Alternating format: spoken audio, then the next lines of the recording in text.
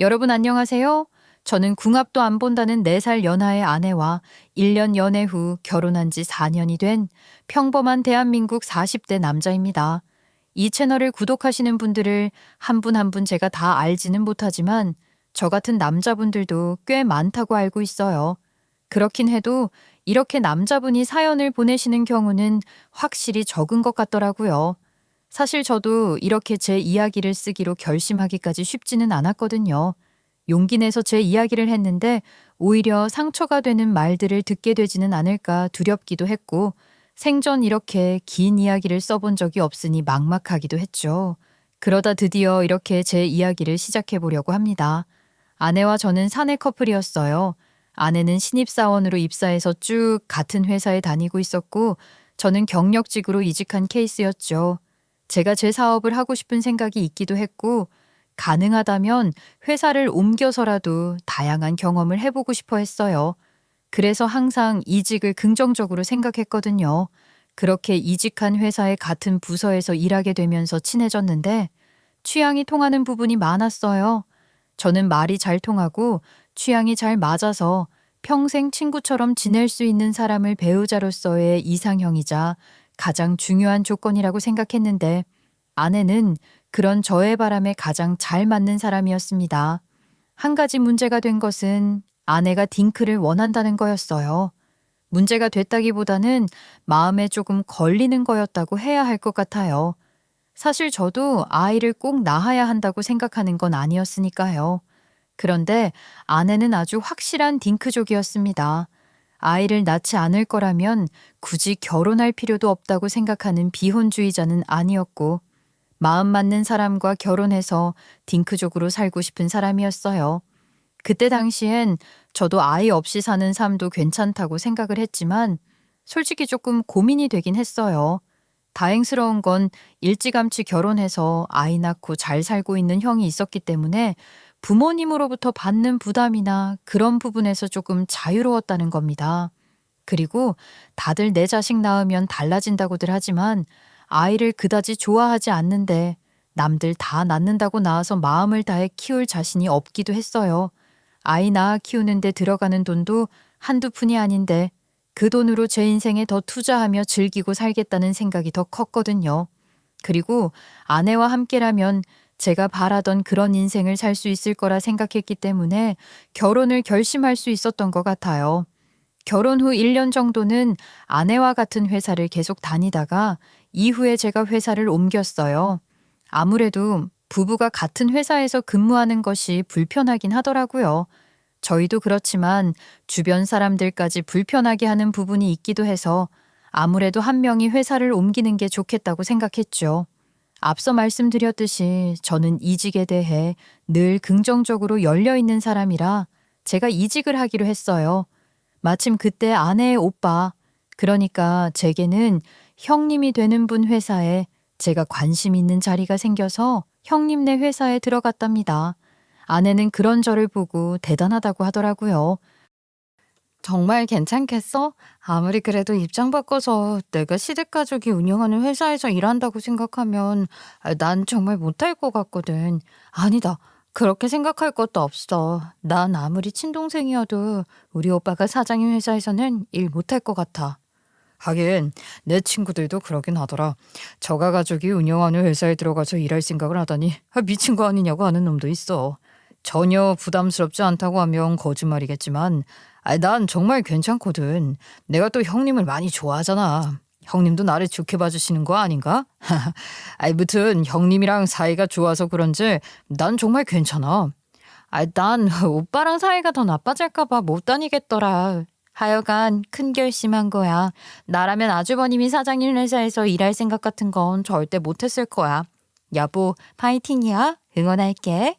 아내도 그렇고 저희 부모님을 비롯해서 주변 사람들이 거의 걱정을 많이 해주던데 저는 막상 다녀보니 훨씬 더 괜찮더라고요. 오히려 그런 걱정들이 무색하게 이전에 다니던 회사보다 더 좋았어요. 아무래도 제가 회사 오너의 가족이니까 확실히 조금 더 대우받는 부분이 있었어요. 물론 직원들도 회사 사장의 가족이라니 더 조심하는 것 같기도 했고요. 그런 부분들이 직원들과 친해지는데 한계를 만들 수도 있겠지만 그보다는 제가 얻는 베네핏이 더 매력적이었어요. 형님과도 회사에서 자주 보는 사이가 되어서도 여전히 좋은 관계를 유지하고 있었죠. 어떻게 보면 관계가 더 좋아졌다고 할 수 있을 거예요. 형님이 운영하는 회사는 규모가 그리 크지는 않지만 그래도 꽤 실속 있는 무역회사였는데 회사 대표로서도 본받을 점이 많은 사람이었어요. 언젠가는 저도 제 회사를 차려 독립하고 싶다는 생각을 하고 있었기 때문에 그런 형님을 보면서 많이 배우고 있었던 것 같아요. 장인 장모님은 돌아가시고 안 계셨기 때문에 제게 형님은 처가의 큰 어른이기도 했고 여러모로 좋은 분이라는 생각에 제가 참 잘하기도 했어요. 그러니 형님과 저의 관계가 좋을 수밖에 없었죠. 그런데 아내와 아주머님, 그러니까 형님의 아내는 사이가 썩 좋은 편이 아니었어요. 시누이, 옳게 사이니까 다소 껄끄럽고 불편한 관계인 것이 일반적이라고 할 수도 있겠지만 아내와 아주머님의 사이는 그런 거보다는 조금 더 심각한 정도였다고 할 수 있을 것 같네요. 솔직히 말하면 관계가 정말 최악으로 치달을 뻔한 적도 있었는데 제 생각에는 그게 다 아내 탓인 것 같았어요. 말했듯이 아내가 완벽한 딩크족이었기 때문에 저희 부부는 딩크를 선언해 아이를 갖지 않고 살았는데 공교롭게도 형님네는 아이를 갖고 싶어도 갖지 못하고 있는 불임 부부였던 거예요. 이미 시술도 여러 차례 시도했다고 하는데 그게 여자 몸에 그렇게 무리가 되고 힘든 거라고 하잖아요. 아주머님도 고생을 많이 한 것 같더라고요.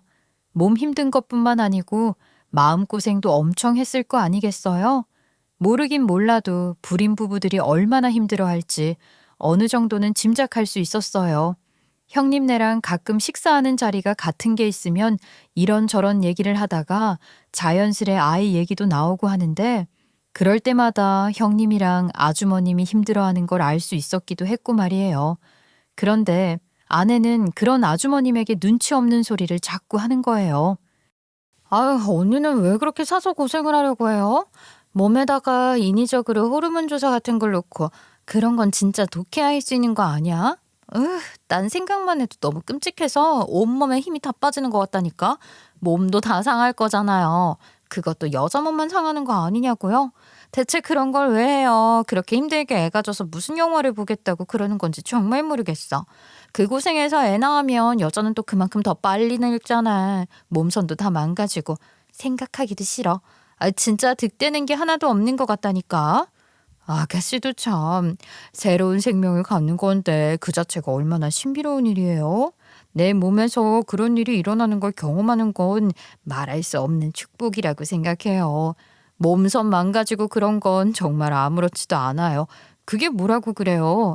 내가 내 몸에 주사바늘 찔러야 하고 그런 게 괴롭긴 하지만 그래도 충분히 그럴 만한 가치가 있다고 생각해요.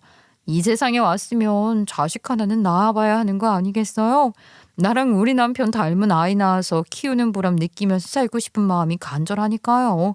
그런 건 하나도 고생으로 느껴지지 않고 그래요. 아가씨가 너무 그렇게 말하니까 세상에 애 낳아 키우는 여자들은 다 뭐 바보 같아서 그러는 것 같고 좀 그러네요. 부모가 되는 거 그중에서도 엄마가 되는 건 정말 숭고한 일이라고 생각해요. 아유, 언니는 또 무슨 얘기를 그렇게 거창하게 하고 그래요. 아무리 거창하게 말해봐야 현실은 별거 없다고요. 그렇게 고생해서 키워봤자 조금만 크면 말도 안 듣고 지 멋대로 하려고 할 텐데 그렇게 고생 많이 해서 애 얻은 사람들이 그만큼 자식한테 거는 기대도 커서 배신감도 몇 배로 느낀다고 하던데요. 좋을 게 하나도 없는데 뭘 그렇게 안달하며 가지려고 하는지 몰라. 옛날처럼 무슨 대를 이어야 한다 뭐 그런 것도 아니고 별거 아니지 않나요? 자식 키우는 재미 그런 거 느끼고 싶으면 강아지나 고양이 같은 걸 키워도 되잖아요. 요즘 딩패 쪽도 얼마나 많은데요. 오히려 말 안 듣는 자식보다 훨씬 낫지 뭐. 아내가 그렇게 말하는데 일부러 그러나 싶을 정도로 눈치 없는 말들인 거예요. 마음 같아서는 아내 입을 틀어막고 싶을 정도였어요. 아내가 그런 식으로 어이없는 소리를 하는데도 제가 보기엔 아주머니가 많이 참는 것 같더라고요. 아유, 아가씨, 그래도 그런 게 아니죠. 내 자신의 삶도 중요하지만 아이를 위해서는 어느 정도 희생도 할 수 있다고 생각해요. 형편이 안 되는 것도 아니고 절대 불가능한 것도 아니라는데 어떻게 포기할 수가 있겠어요? 그럴 수는 없는 거죠. 우리나라가 최악의 저출산 국가라고 하던데 애국하려고 애 낳겠다는 건 아니지만 요즘 너도 나도 애 안 낳겠다고 하는 게 조금 걱정스러운 건 또 사실이에요. 그러니 할 수 있는 만큼 최선을 다해서 노력해 보려고요. 이 사람도 적극적으로 협조해 주니까 좋은 소식이 있겠죠. 아주머니 입장에서 아내가 그렇게까지 했는데 이 정도로 한 거면 정말 많이 참은 거죠. 거기서 마무리가 됐으면 그래도 괜찮았을 텐데 아내는 멈추지 않더라고요. 언니, 지금 그 말 나 들으라고 하는 말이에요? 내가 딩크족이라고 비꼬면서 비난하는 거 아니냐고요. 그런 식의 기성세대 선입견이 나 같은 딩크족들에게 얼마나 상처가 되는 줄 알아요? 언니는 뭐 그렇게 기성세대 소리 들을 나이도 아니면서 왜 그래요? 소설가 김영하 씨 부부도 자발적 딩크족인데 그런 식의 따가운 시선 때문에 다른 나라로 이민까지 가려고 했다고 하는 얘기 못 들었어요? 가치관 자체를 이해 못하겠으면 차라리 그냥 가만히 있기라도 해야 하는데 왜 가짠게 판단질을 하고 그러는 건지 모르겠어. 아, 우리나라 진짜 사람들 너무 이상해. 아내의 말은 상당히 공격적이었고 누가 들어도 아주머님을 대놓고 저격하는 말이잖아요. 그러니 아주머님도 화를 내면서 언성이 높아지기 시작했어요. 어머나 아가씨, 내가 언제 아가씨 가치관을 판단했다고 그래요. 나와는 다르지만 인정하고 있어요. 내가 지금껏 뭐라고 한 적 있어요? 아가씨야말로 애 낳아봤자 좋을 것도 하나 없는데 못하러 낳으려고 하냐면서 불임 부부들의 노력을 하찮은 것으로 치부하고 있는 거 아닌가요? 그래도 좋게 이야기하려고 했는데 그런 식으로 나오면 지금 나랑 싸우자는 거예요? 그렇게 둘이 아주 제대로 붙어버릴 것 같은 분위기가 된 거죠. 사태가 더 악화되는 것을 막고 싶었고 아내가 먼저 선을 넘고 잘못을 한 것이라고 생각했기 때문에 저는 아내를 나무라는 얘기를 했고 형님도 상당히 불쾌한 눈치를 보이셨는데 아내도 그런 낌새를 챘는지 바로 꼬리를 내리기는 하더라고요. 그러면서 변명이라고 한다는 소리가 자기는 아주머님을 위로하려고 한 얘기들이라는 거예요. 누가 위로를 그딴 식으로 한다는 걸까요? 누가 들어도 그건 위로가 아니가 긁는 소리였는데 아내는 그럼에도 불구하고 납득도 안 되는 변명을 하면서 자기 오빠 눈치를 보는 거죠. 아주머님은 겁이 안 나도 자기 오빠는 무서워하나 보다 싶었어요. 하긴 장인 장모가 안 계시니 형님이 아내에게는 장인 같은 역할을 하는 분이시고 경제적으로도 여유가 있으셔서 늘 많이 도와주시니까 아내가 오빠 눈치를 볼 수밖에 없긴 할 거예요. 게다가 제 입장에서는 제가 형님네 회사에서 일하고 있는데 아내가 형님이나 아주머님과 불편한 관계가 되면 매일 회사에서 형님을 보는 게 정말 힘들 것 같았거든요. 그래서 아내에게 그런 어쭙지 않은 변명 말고 제대로 된 사과를 하라고 닥달했죠. 아내도 분위기 파악하더니 아주머님에게 정중하게 사과했고 아주머님도 받아주셔서 그렇게 어느 정도 잘 마무리가 됐던 거예요. 이후로 저도 더 신경을 썼고 아내도 노력을 해서 표면적으로는 아주머님과 아내 사이가 그리 나쁘지는 않아요. 감정적 앙금이야 남아있겠지만 적어도 그게 드러나 보이진 않았어요. 사실 저는 아이를 갖고 싶어 하는 형님네를 충분히 이해할 수 있을 것 같더라고요. 어쩌면 그토록 아이를 절실하게 갖고 싶어 하는 형님네를 보면서 저도 제 아이를 갖고 싶다는 생각을 하게 됐던 것 같기도 해요. 젊었을 땐 저도 제가 하고 싶은 게 많아서 아이에 대한 욕심이 전혀 없었고 딩크족인 아내를 만나 결혼하면서도 아이에 대한 미련 같은 것도 없는 줄 알았죠. 그런데 나이가 들수록 나 닮은 자식 하나쯤 있었으면 좋겠다는 생각이 드는 거예요. 그렇다고 섣불리 아내에게 그런 제 생각을 말할 수는 없었어요. 이미 딩크로 사는 것에 동의하고 결혼한 거고 아내는 여전히 확고한 자발적 딩크족이었으니 말입니다.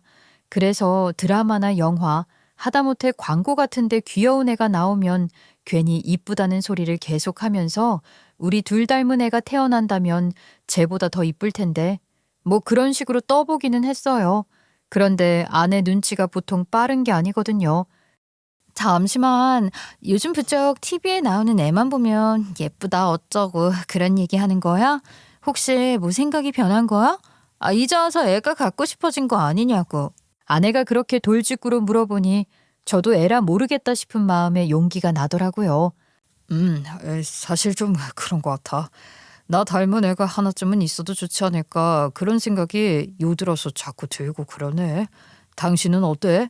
당신 닮은 딸 하나 나오면 정말 예쁠 것 같지 않아? 아, 지금 무슨 소리를 하는 거야? 왜 그래? 올케 언니한테 옮았어? 아, 왜 갑자기 난데없는 애 타령이야? 난 애 낳을 생각 전혀 없어. 그리고 나도 이미 노산이야, 노산. 애가 그렇게 쉽게 생기지도 않을 거라고.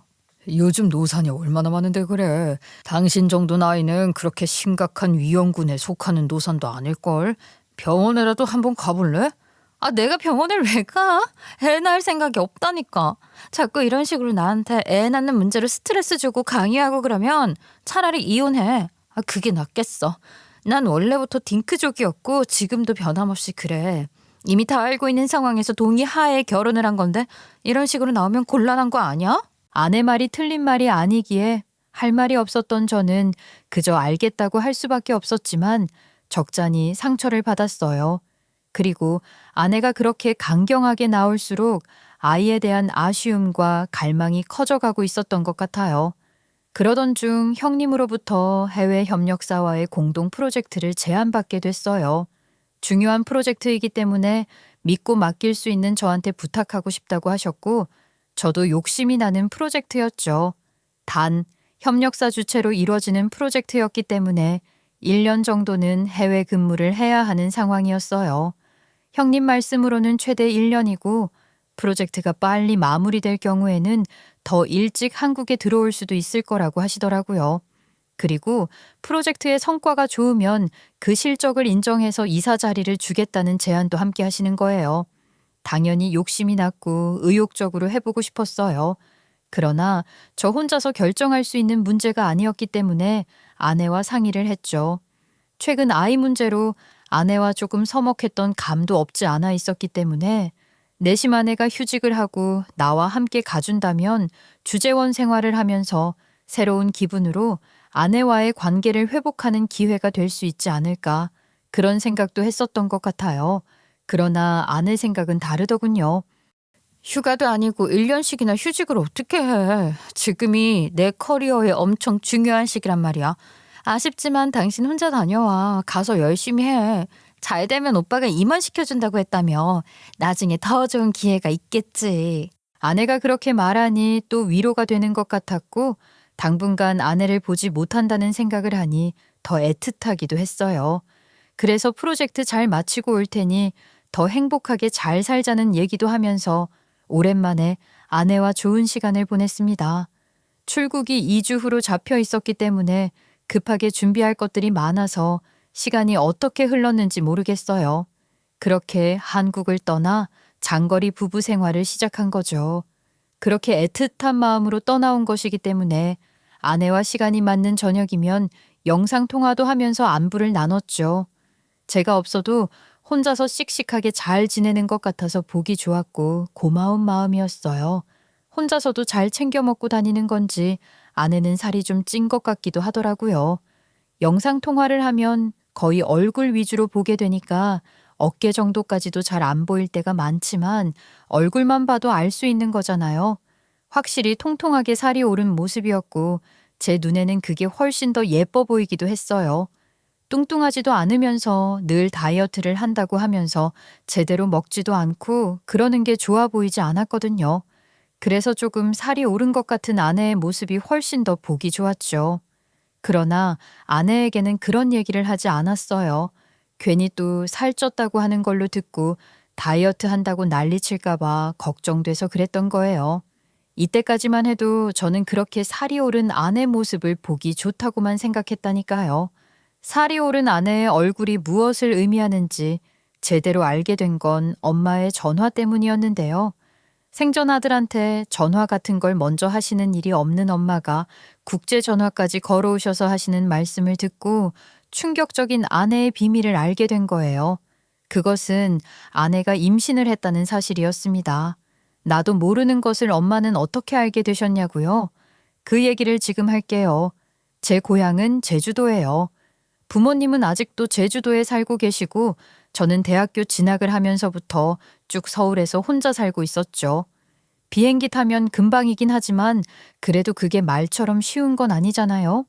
그러다 보니 결혼하기 전에도 부모님과 왕래가 잦은 편은 아니었어요. 그런데 결혼을 한 이후로는 아내가 아무래도 시댁이라는 것에 부담을 많이 느껴서 제주도 가는 것을 별로 안 좋아했고 또 그렇다는 티를 많이 냈기 때문에 저나 저희 부모님 역시 강요하지 않았어요. 그래서 명절이나 생신 같은 특별한 날이 아니면 거의 가질 않았죠. 그나마 그때는 제가 있으니 같이 가기라도 했는데 제가 없으니까 아예 찾아뵙질 않더라고요.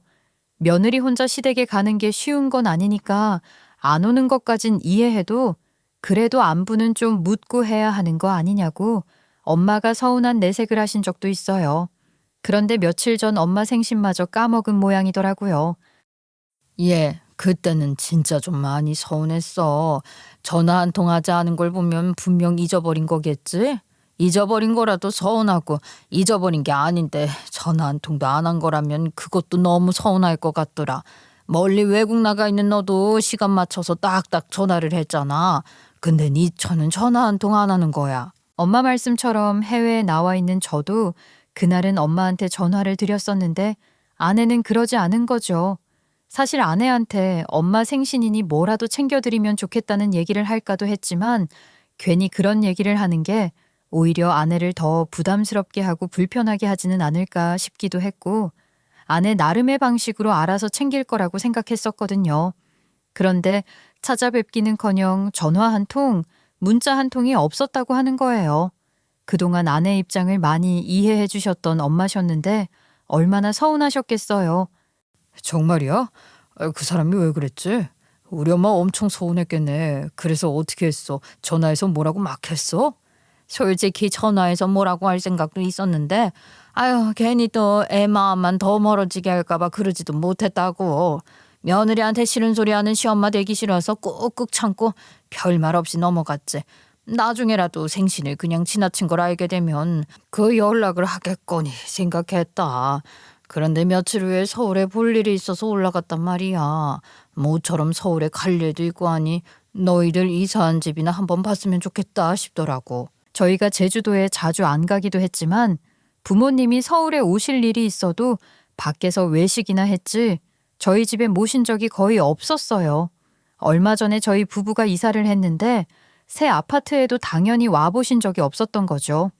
모처럼 서울행이니 아들은 없어도 며느리 얼굴도 보고 이사한 집 구경도 하고 그럼 됐겠네.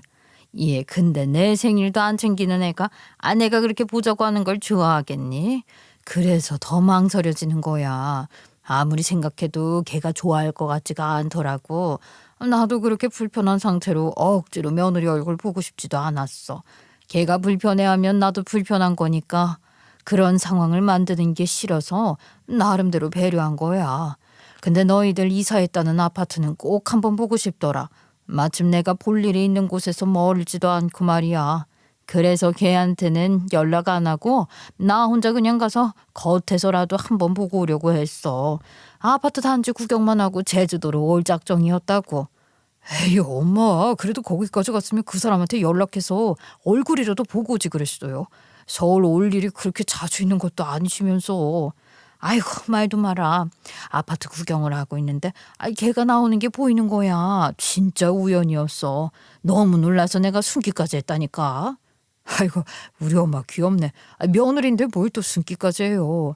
이왕 그렇게 된 거 근처에 왔다가 한번 와봤다 하면서 아는 척하지 그랬어. 그게 글쎄 네 처가 배가 이만큼이나 불러있더라고. 임신을 했더라 네 처가. 이게 대체 무슨 말이란 건지 머리가 핑 도는 것 같았습니다. 임신이라니요. 제가 모르는 걸 엄마가 들으셨을 리가 없고 그러니 그 모습을 직접 목격한 엄마가 얼마나 놀라셨을지 짐작이 되고도 남았어요. 엄마는 아직도 저와 아내가 아이를 갖지 않기도 한 것을 완전히 받아들이지는 못하고 계셨거든요. 제가 1년간 해외 근무를 한다고 했을 때도 그렇게 또 1년이나 허송세월 하는 거냐면서 한국 돌아오면 다시 생각해보라고. 그래도 애 하나는 있어야 한다. 자식 하나 없이 그게 뭐냐. 그러시면서 이웃집 아들이 늦게 아이 낳은 이야기도 하시고 마흔 가까운 초산도 아무 문제 없더라 하시면서 은근히 아이 이야기를 많이 하셨단 말이에요. 물론 아내가 아이 낳을 생각이 없는 걸 아시니 저한테만 그러셨죠. 그럴 때마다 우리는 딩크족으로 살기로 약속했다고 말씀드리지 않았냐. 아내가 아이를 낳을 생각이 전혀 없는데 강요할 수는 없다며 설명을 드리곤 했었어요. 아이에 대한 욕심이 생기기 시작하면서부터는 엄마에게 하소연을 하듯 말한 것 같기도 하네요. 하여간 그런 상황에서 산만한 배를 하고 지나가는 며느리를 봤으니 엄마가 얼마나 놀라셨겠어요. 엄마, 임신? 정말이야, 확실해? 엄마 정말 제대로 본 거 맞아? 정말로 그 사람이었냐고. 엄마가 잘못 본 거 아니야? 그 사람은 엄마를 못 봤어? 아무리 자주 못 봐도 내가 며느리 못 알아보겠어. 걔는 나를 못 본 것 같은데 도저히 가만히 있을 수가 없는 거야. 그래서 놀란 마음 진정시키고 걔를 따라갔는데 아이 글쎄 산부인과로 들어가더라고. 내가 그때 혹시 몰라서 내가 사진도 한 장 찍어놨다. 보내줄 테니까 너도 네 눈으로 직접 봐봐. 엄마가 보내주신 사진을 보니 제 아내가 틀림없더군요. 멀리서 찍은 사진이어도 쉽게 알아볼 수 있었어요. 만삭의 제 아내였습니다. 저는 엄마한테 바로 다시 전화를 걸었죠. 엄마, 그래서 이 사진 한 장만 찍고 그냥 내려오신 거예요? 그 사람한테 당장 어떻게 된 거냐고 따져 묻고 싶었을 텐데 어떻게 참은 거야? 말해 뭐하니 당장 그러고 싶었지. 그래도 부부간의 일이니 내가 나서는 것보다는 너한테 얘기해서 네가 어떻게 하는 게 낫다고 생각해서 이렇게 먼저 전화했다. 엄마 이야기를 듣는데 별 생각이 다 들었어요. 저한테 임신 사실을 말하지 않은 걸 보면 애초에 떳떳한 아이가 아니니 그런 거 아닐까 싶기도 했죠. 아내가 바람을 피워서 애를 가진 건가 싶은 생각을 하게 되더라고요. 그런 생각이 드는 게 당연한 거 아니겠어요? 그러니 머릿속이 더 복잡해지는 거예요. 엄청나게 고민을 했던 것 같아요. 당장 아내에게 전화를 걸어 따져야 할 것인지 아니면 보다 치밀하고 계획적으로 좀 더 알아봐야 하는 것인지 판단이 잘 서질 않았어요. 그런데 그때 아내에게 전화가 걸려온 거죠. 솔직히 말이 좋게 안 나오고 저도 모르게 딱딱하게 굴게 되더라고요. 아내가 임신한 걸 숨겼다는데 어떤 남자가 아무렇지 않을 수 있겠어요. 화가 치밀어 오르고 속이 활활 타오르는 걸 꾹꾹 참았죠. 티를 안 내야 하는데 그게 잘 안 되긴 했어요. 그런데 아내는 제 말투가 변한 건 알지도 못하는 건지 관심이 없는 건지 자기 할 말 하느라 바쁘더군요. 전화를 건 용건이 따로 있었던 거죠. 다다음 주엔 연락하기 힘들 거라서 미리 알려주려고 전화했어. 회사에 큰 계약건이 있어서 준비하고 있는데 워낙 중요한 사안이라 회사에서 얼마나 신경을 쓰는지 철저하게 해야 해서 그 시기에 야근을 빡세게 해야 할 것 같아. 야근하면 나도 피곤하고 예민하고 그러니까 시간 맞춰서 연락하는 게 힘들 수도 있지만 서운해하지 말라고. 알았지? 야근 어쩌고 저쩌고 하는데 다 개소리인 거 바로 느낌이 왔어요. 아내는 평소에도 야근을 절대 안 하려는 스타일이거든요. 워라밸 주장하며 야근 절대 못 한다고 하는 사람이라 야근하는 꼴을 거의 못 봤어요. 그런 아내가 갑자기 무슨 애사심 충만할 일이 생긴 것도 아니고 야근은 무슨 야근이란 말이겠어요? 틀림없이 뭔가 수상한 짓을 하려는 거라고 직감했죠. 그리고 아내가 다다음 주라고 말한 그 시기에 제가 한국에 들어가 아내가 무슨 짓을 꾸미고 있는지 알아내기로 결심했습니다. 한국에 가려면 회사 휴가를 얻어야 했는데 한국에 간다고 할 수는 없잖아요. 생각해 보세요. 아내가 배가 그렇게 불렀다는데 그걸 형님이 모를 리가 있나요? 다 알고 있으면서 형님도 저한테 거짓말을 하고 있는 게 분명한 거죠. 그러니 그런 형님에게 제가 한국에 갈 계획이 있다는 걸 순순히 알려줄 수는 없잖아요. 그래서 형님에게는 거짓말을 했어요. 형님, 제가 여기 와서 주말도 없이 일만 했더니 번아웃이 올 것 같아요. 근교 여행이라도 다니면서 기분 전환하고 다시 열심히 달려볼게요. 그건 사실이었습니다. 일이 워낙 바쁘기도 했지만 최대한 빨리 프로젝트를 끝내고 한국에 가서 아내와 함께하기 위해 더 열심히 일하고 있었거든요. 아내가 제 뒤통수를 심하게 때려 큰 의미가 없어지긴 했지만 말이에요. 쉬는 날은 고사하고 주말도 없이 일한 건 사실이었으니 악착같이 어필한 거죠. 알지 알아. 자네가 얼마나 열심히 일하고 있는지는 내가 제일 잘 알지. 고생 많았을 거야. 그러면 한 2주 정도 휴가 줄 테니까 충분히 쉬다 와. 혼자 다닌다고 대충 때우지 말고 근사한 데 가서 맛있는 것도 사 먹고 말이야. 내가 휴가비 좀 보낼게. 휴가비 같은 소리 하네. 그딴 거 다 필요 없고 저는 당장 한국으로 갈 작정이었어요. 구할 수 있는 제일 빠른 비행기 표 끊어서 누구에게도 알리지 않고 몰래 한국으로 왔습니다. 그리고 우리 집 근처에서 잠복을 시작했는데 잠복 이틀째 되던 날 아내가 형님 부축을 받으며 나오는 걸 봤고 바로 택시를 타고 두 사람을 미행했어요. 두 사람의 목적지는 병원이었어요. 저도 병원에 따라 들어가서 접수 창구에서 아내 이름을 말했더니 산모님은 보호자 동반해서 분만실에 들어간 상황이라고 하는 거예요. 보호자? 형님이 보호자로 분만실에까지 들어갔다는 건가? 아니면 정말 아내에게 다른 남자가 있는 건가? 보호자라는 얘기를 들으니까 또 머리가 엄청나게 복잡해졌어요. 그래서 내가 남편인데 누가 보호자로 들어가냐며 간호사도 밀치고 분만 입원실 문을 열었더니 그곳에는 아내와 형님 둘만 있더군요. 기가 막혔죠. 그런데 놀란 건 그쪽도 마찬가지였어요.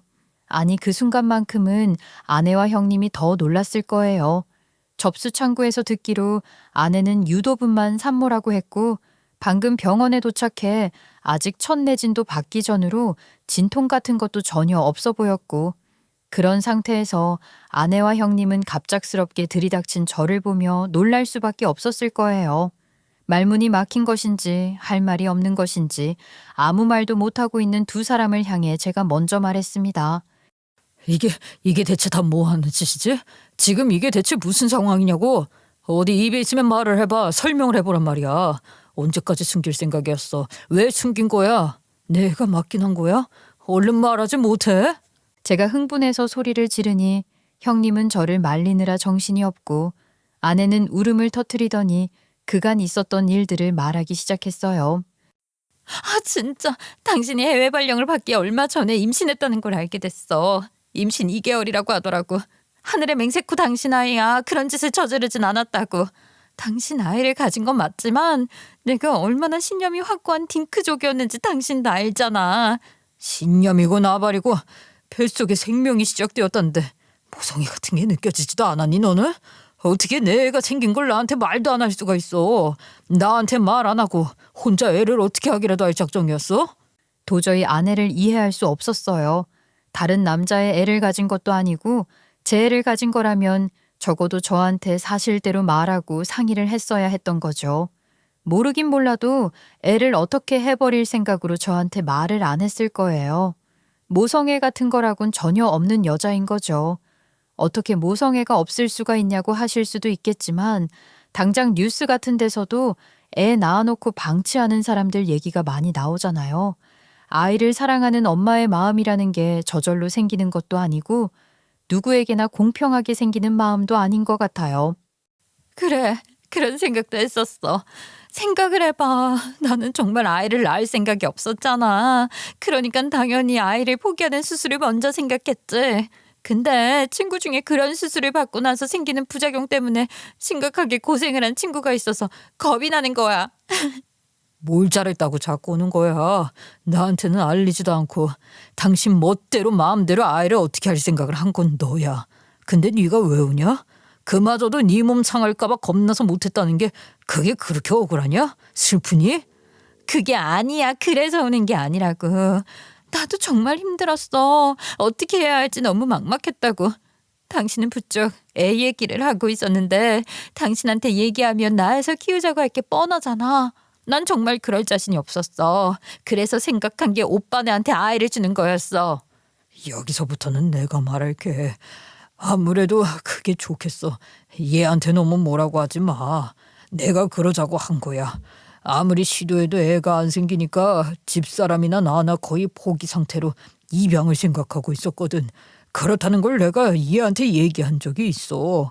그래서 얘가 그런 생각을 한 거야. 남의 자식 데려와 키울 생각도 했는데 그것보다는 내 핏줄이 섞인 아이를 키우는 게 훨씬 나은 거 아니겠어. 자네도 내가 얼마나 아이를 키우고 싶어 했는지 잘 알지 않나. 그게 말이 됩니까? 무슨 친동생 애를 입양해요, 형님? 그것도 애 아빠인 저한테는 말도 안 하고 입양을 어떻게 하려고 한 거예요? 예? 어떻게 그런 얘기를 그렇게 말짱한 얼굴로 하죠? 제정신이 다들 아닌 거 아니냐고요? 지 애를 낳아서 친오빠한테 줄 생각을 하는 여편네나 그런 제안을 넙죽 받아들인 형님이나 둘 다 제 정신이 아닌 거죠. 미쳐도 제대로 미친 사람들이에요. 어떻게 그런 생각을 할 수 있는 건지 도저히 이해할 수 없었습니다. 그러니까 남매가 그렇게 작당을 하고 나한테 들키지 않고 출산할 작정으로 나를 해외 근무지로 보내버렸다 이거 아닙니까? 처음부터 다 계획적으로 말이죠. 내가 없는 사이 내 눈을 피해서 몰래 애를 낳고 형님네가 입양한 아이로 키울 거였단 거잖아요. 아닙니까? 뭐 회사 야근이 많아서 연락이 안 될 거라고 유도분만 예약을 잡아놓는 날이라 애 낳는다고 연락이 안 되는 거였단 거잖아. 나 진짜 어이가 없어서. 그럼 어떡해. 난 정말 애를 키울 자신이 없었다고. 자네 흥분을 좀 가라앉히고 내 얘기를 좀 들어봐. 생각을 조금만 바꾸면 의외로 간단한 얘기가 될 수도 있어. 내 동생은 애를 못 키우겠다고 하고 나는 애가 필요하고 그렇게만 생각을 해봐. 그리고 우리가 애를 키우면 자네도 애가 자라는 걸 쭉 같이 볼 수 있는 거 아닌간 말이야. 정말 미친 거 아니에요? 어떻게 그렇게 말할 수가 있죠? 그리고 아까부터 정말 어이가 없었는데 간호사들도 그렇고 다들 형님을 보호자, 아니 남편인 줄 알던데 병원도 꼬박꼬박 같이 오고 분만 입원실에도 같이 있고 분만실까지 같이 들어갈 생각이었다면서요. 그러니 다들 형님이 남편인 줄 아는 거잖아요. 굳이 그렇게까지 하는 이유가 뭡니까? 그거야. 아니 얘가 다른 보호자가 없기도 하고 아이가 건강하게 잘 태어났는지 확인을 해야 할 거 아닌가. 분만실에 들어가서 내 눈으로 봐주려고 했어. 형님이란 작자는 아내의 아이, 그러니까 정확히 하자면 아내와 저의 아이가 건강한 아이로 태어나는지 엄청 꼼꼼하게 체크했더라고요. 이미 산정검사 같은 것도 다 했는데 아내가 나이가 있으니 그걸로 안심이 안 됐던 모양이에요.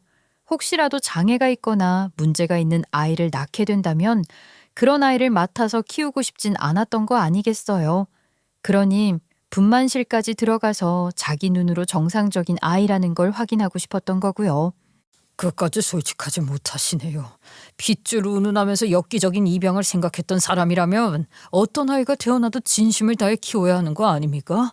혹시라도 문제가 있는 애면 태어나면 그땐 입양을 안 할 생각이었어요. 그럼 그땐 내 애를 어떻게 할 생각이었죠? 당신들 정말 끔찍한 사람들이야.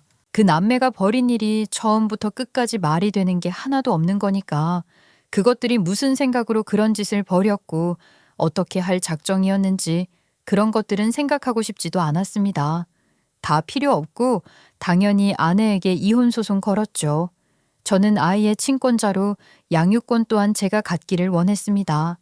애당초 아내는 아이를 원하지도 않았던 사람이니 그건 당연한 거 아니겠어요? 제가 이혼 소송까지 시작하니 아내는 그제야 잘못했다는 소리를 하더라고요. 여보 미안해. 내가 잘못했어. 그때 나도 너무 놀라고 당황스럽고 또 겁도 나고 그래서 어떻게 해야 할지 모르겠더라고. 내 생각이 짧았어. 미안해. 뭐가 됐든 당신한테 먼저 사실대로 말하고 상의를 했어야 했는데 그렇게 하지 못했어. 미안해. 정말 잘못했어. 나도 지금 너무 후회되고 괴로워 죽겠어. 그러니까 용서해줘. 응? 입에 침이나 바르고 그런 거짓말을 하니? 어디서 그런 말 같지도 않은 소리를 하는 거야. 내가 네 말을 믿을 것 같아. 너는 그렇게 고생하는 네 친구만 없었더라면 임신한 거 알자마자 바로 애 포기하는 수술을 해버렸으래야. 그걸 내가 몰라? 너 걸핏하면 그랬잖아. 혹시라도 애가 생겨버리면 어쩔 거냐. 생긴 애는 그냥 낳아서 기르자고 하지 않을까. 그런 생각에 허튼 짓 하지 말라며. 그렇게 애가 생기면 바로 수술해버리면 그만이라고 네가 그랬잖아. 아니야? 아니야. 절대 아니야. 막상 애가 생기니까 안 그렇더라. 당신한테 말도 못하고 나 혼자 울기도 많이 울었어. 그러다가 오빠 생각이 난 거야. 오빠가 입양을 생각하고 있다고 했었으니까 우리 애를 오빠가 키워주면 안심도 되고 좋을 거라고 생각했어. 나보다 더 잘 키워줄 게 분명하니까 애를 위한 결정이기도 했어. 죽어도 내가 끼고 키워야만 하는 건 아니잖아. 아이에게 좋은 걸 생각하는 것도 모성이야. 나는 그렇게 생각했었어. 그런데 이제 당신이 다 알게 됐으니까 당신이랑 같이 아이 키우면서 살고 싶어. 여보, 그러니까 이혼하자는 소리 하지 말고 다시 생각해줘. 내가 미쳤어. 내가 왜 그래야 해? 네가 빌면 내가 그래 그러자 할 줄 알았니? 너 정신 차려. 지 뱃속에 생긴 지 자식을 아무리 지 혈육이라고는 해도 다른 사람에게 줘버리려고 했던 게 너야. 네가 모성애에 대해서 말할 자격이 있다고 생각해? 넌 죽었다 깨어나도 모성애가 뭔지 모를 여자라고. 자발적 딩크족으로서의 신념이나 가치관이 그렇게 확고하다고 했던 여자가 상황이 이렇게 되니까 뭐? 애를 같이 키워? 말 같지도 않은 소리 하지 마. 무엇보다 나는 너같이 끔찍한 여자와는 절대 부부로 살 수 없어. 알겠니? 그리고 내 아이가 너 같은 여자를 엄마라고 부르게 하고 싶지도 않아. 애도 내가 키울 거니까 그렇게 알아. 진짜 웃긴 게 뭔 줄 아세요? 아이 같이 키우면서 살고 싶다고 빌던 여자가 제가 끝까지 이혼하겠다는 마음을 안 바꾸니까 나중에는 알겠다면서 양육권 가져가라고 하더라고요. 이혼하고 지 혼자 애 키우는 건 싫다 이거죠. 당연히 이혼 소송은 제가 원하는 대로 마무리됐어요. 양육권은 물론 제가 갖는 거고 그 여자는 제게 위자료와 양육비를 지급해야 합니다. 그런데 아무리 생각해도 이혼 소송만으로 그렇게 끝낼 수는 없겠더라고요. 이혼한 아내와 이전 형님이 저지른 일은 명백한 범죄잖아요. 가뜩이나 요즘 온라인 불법 입양이니 뭐니 그런 것들이 사회 문제로 대두되고 있는 것 같던데 그것들이 저지른 일 또한 끔찍한 범죄란 말입니다. 게다가 친부인 제게 임신 사실조차 숨기고 몰래 출산한 후 제 동의도 없이 입양을 진행하려고 했던 거고요. 우리나라에서는 아이를 입양 보내려면 친부모가 아기 출생 신고를 하고 공인된 입양기관을 거쳐 절차에 따라 입양을 진행해야 하는 거래요. 그러니 그것들이 저지른 짓은 입양특례법과 가족관계등록법 같은 관련 법을 적용해 얼마든지 형사처벌을 할 수 있는 사건임이라고 생각했죠. 그래서 저는 그것들을 고소했는데 벌금형이 나왔어요. 그래서 지금은 항소를 준비하고 있습니다. 가능하다면 실형을 살게 하고 싶은 마음에 한 번 더 시도를 하려는 거거든요. 제가 항소를 준비하고 있다고 하니 그것들이 또 제게 자꾸 연락을 해오는 거예요. 사람을 어찌나 귀찮게 하는지 할 수 없어서 이전 형님을 만나게 됐어요. 실제로 뭐 불법 입양이다 뭐 그런 게 이뤄진 것도 아니잖아. 이미 벌금형 받았고 판결대로 제대로 벌 받을 거야. 그런데 굳이 또 항소까지 해야겠나? 이 정도로 그만하면 안 되겠어? 실제로 일어난 일이 아니니까 죄가 작아진다는 겁니까? 그런 게 어딨어요. 내가 밝혀내지 않았다면 당연히 일어났을 일이잖아요. 처음부터 고의적이고 계획적으로 모든 것을 꾸몄다는 증거들도 충분히 있으니 준비 더 잘해서 항소할 겁니다. 그런 중대한 범죄를 저질렀으면 벌을 제대로 받아야죠. 안 그래요? 고맙게도 추적이 쉬운 메신저로 대화를 나눠 증거를 남겨주셨더라고요. 집에는 아이방도 다 꾸며놓고 말이죠. 아, 애 이름 짓는다고 장명소 찾아다닌 것도 증거도 다 갖고 있어요. 많으면 3년 정도까지도 징역형을 받아낼 수 있다고 하니까 최고형 받게 하기 위해서 최선을 다할 겁니다. 저는 꼭 징역형을 받기를 바라거든요.